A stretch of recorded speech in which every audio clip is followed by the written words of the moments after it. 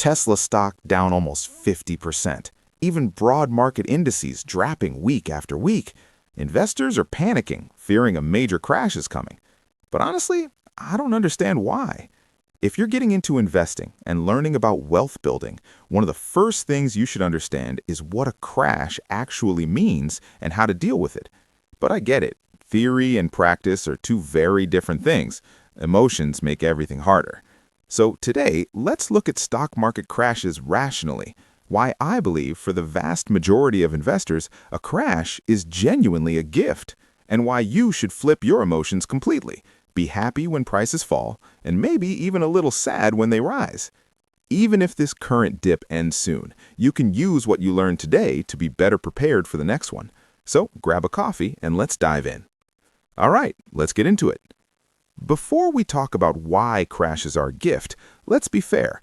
There's a small group of investors who genuinely need to be careful. Who are they? First, what even is a crash? It's simply declining stock prices, index values, ETF prices, and so on. Here's the key thing to understand. It only becomes a real loss or a real gain when you actually hit the sell button. Until then, that number in your portfolio is just an unrealized paper loss. It's a current reflection of your investment's value, nothing more. This becomes a problem when you're forced to sell. Maybe you need the cash for a down payment on a house. Maybe your car breaks down. Maybe you planned an expensive vacation. But here's the thing. If you're in that situation, you've ignored two fundamental rules. First, you didn't build an emergency fund. Second, you broke one of the golden rules of stock investing. Only invest money you won't need for 10, ideally 20, or even 30 years. The other group that needs to be careful are people close to retirement or already in it.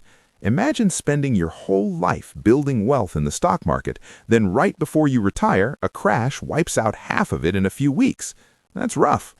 Two tips here. First, plan a transition period a few years before retirement. Review your asset allocation, maybe reduce your stock exposure and build up more defensive positions. Second, and this is a common misconception, many older investors say they don't have a long time horizon anymore, so they avoid stocks entirely. But think about it. You don't need 100% of your wealth on day one of retirement. People today live into their 80s, even 90s. If you're 65 and might live to 90, that's 25 more years. You might only need 10% of your portfolio every 5 years. So the money you won't touch until you're 75, 80, or 85, that still has a long investment horizon. You can keep part of it in stocks while keeping the portion you need soon in safer assets. So, the group that's truly hurt by crashes is actually pretty small, and with good planning, you can minimize the risk even further.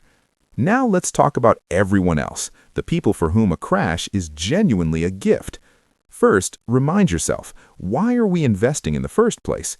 For most of us, it's retirement planning, maybe retiring a few years early. The goal is wealth building.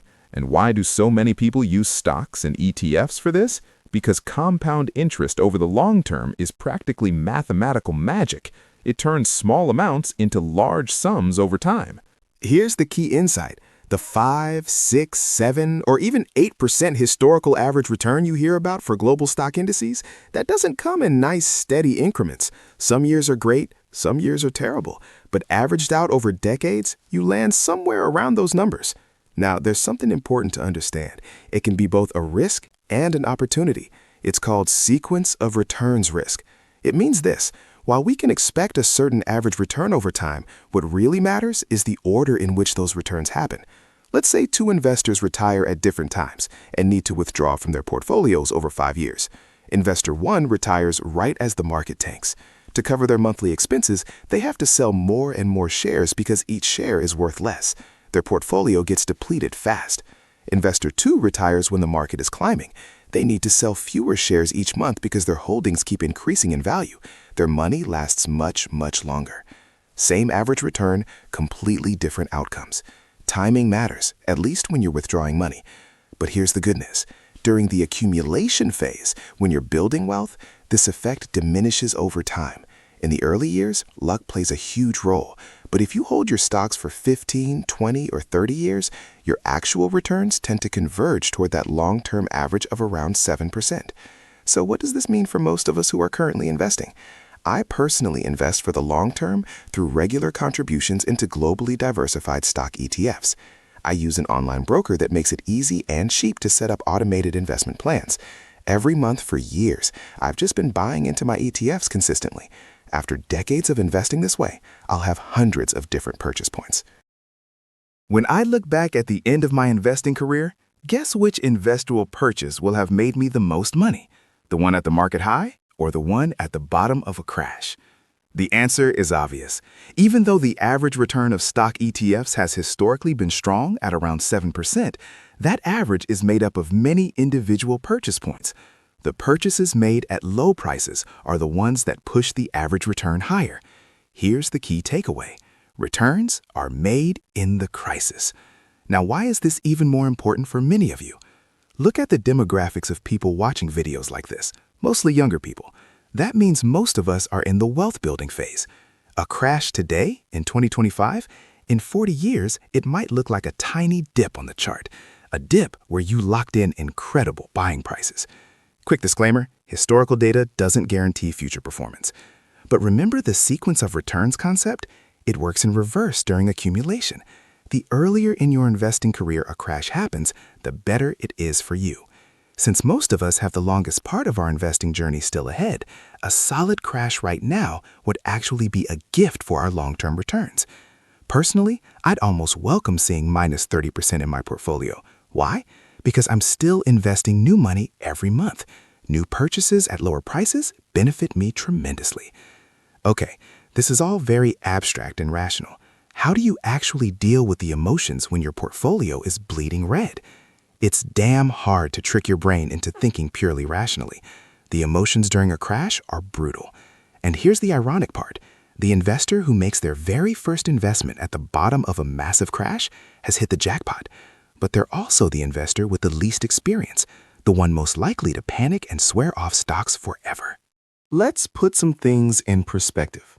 First, understand that volatility is part of stock investing. Is volatility even a risk in itself? Or is it the price of admission? You accept the swings, and in return, you potentially get strong long-term returns. Think of it as a volatility premium. Second, here's a brutal truth that sounds harsh but is real. If you invest in globally diversified stock ETFs today and they're still negative in 30 or 40 years when you retire, trust me, you'll have much bigger problems than your portfolio. We're talking about civilizational level collapse at that point. Third, check your own emotional biases. It's a well-known psychological fact that humans react far more strongly to negative events than positive ones. Look at the last 12 months of, say, the MSCI world. Right now, you might be thinking, everything is falling apart. Trump, Putin, geopolitics, my investments are getting destroyed. I can barely sleep. But what about all those quarters before when the market was rising even more strongly than it's falling now? Did you have the same emotional intensity? Probably not. Here are some practical tips to help you stay calm. 1. Look at your portfolio less often. Seriously. The more you check, the more opportunities for panic. 2. Stop thinking in dollars or euros. Think in shares. Instead of, my portfolio dropped $500, think, I got 5 ETF shares this month for my regular investment. Oh, nice. Next month, I'll get 6 shares for the same amount. You're accumulating ownership, not just numbers. 3. Zoom out. Look at the long-term charts. Look at the 5-year view. Where's the crash? Often what feels catastrophic is barely a blip on the bigger picture. Honestly, I'm a bit surprised I even need to make this video. I've gotten messages from people panicking, and the media is in full fear-mongering mode. But look at the actual data. The current crash is still pretty tiny. Check the long-term chart. Check even just the last 5 years. Where exactly is this devastating crash everyone's talking about? Even over the last 12 months, the MSCI world is still up around 10%. Where's the collapse? I would have understood making a video like this if we were down 30 or 50%. But right now? Still, whether you agree that we haven't really seen a crash yet, or the markets recover and hit new highs tomorrow, now you know how to handle it when the real thing comes. So here's the bottom line.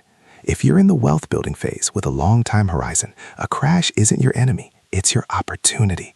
The shares you buy at the bottom will be your best performers. The emotional pain today is the foundation of your future returns. Stay rational, stay consistent, keep investing. If this video helped you, leave a like and subscribe so you don't miss the next one. Drop a comment below. Have you ever panicked during a crash, or are you staying cool? I'd love to hear your story. And if you want to learn more about long-term investing, check out this video right here. Thanks for watching, and I'll see you in the next one.